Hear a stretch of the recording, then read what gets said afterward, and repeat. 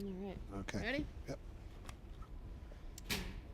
At the end of the summer, we were trading record volume in the S&P contracts. It's expiration Friday. In January, we only traded 1.3 million to print at the end of the day. Danny, that's telling me more than just the volume story. It is, Jill. I think that what's going on here is with all these false starts that we had last year with the market rallying and selling off, we've got the S&P up against the big figure at 1,300, and a lot of people are just risk reverse here. They don't want to be caught long into this big rally knowing what happened last year. So do you think it's more a product of, 2011 is just a slow, painful grind to basically end flat? Do you think they're not coming out their guns blazing? They're just not ready to commit to this for 2012? Well, I think the way the price action is set up in the S&P, where the market comes down, it backs and fills a little bit and then rallies, and the fact that the volumes are so low indicate that most of these big investment firms, the hedge funds, have not really gotten back into the markets yet. Okay. And we really saw that today in the mini, as we had, like midday, we only had about a 5.5 handle range in the S&P. This is almost unheard of on an expiration day. Right.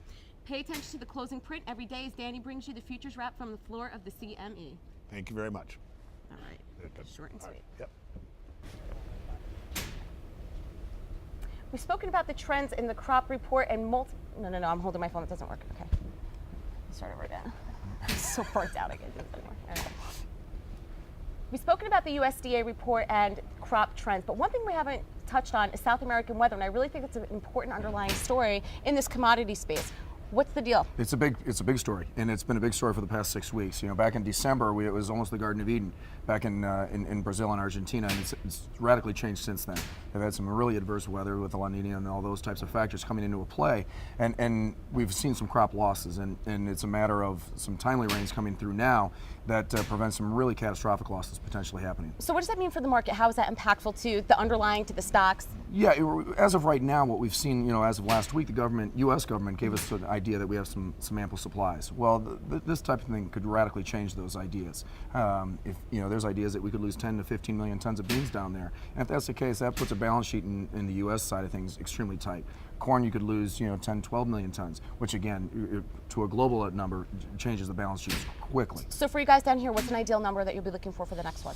Well, I mean, it's all contingent it's all on, contingent right. on rain. I mean, and there are some forecasts for some beneficial rains over the next 10 days, and if those happen to come through, then we've sort of avoided the catastrophic event. But we're always on that cusp of having some problems with a weather scenario, whether it be down there or in the U.S. as well. Okay, so it's almost like any underlying, like with nat gas, same thing with there too. That's why it's so cheap right now. So they need to, it's -1 here today or whatever the wind chill is. Right. So I would imagine, well. Yeah, it always is a big factor, and we have enough supply for right now, but it's always one of those things that we're always one crop event or weather problem from really creating a significant issue for all agriculture markets. So it's we're always 3 or 4 months away from really having problems at any point. Okay, all right, great, thank you. Right. Cool. That was, I knew there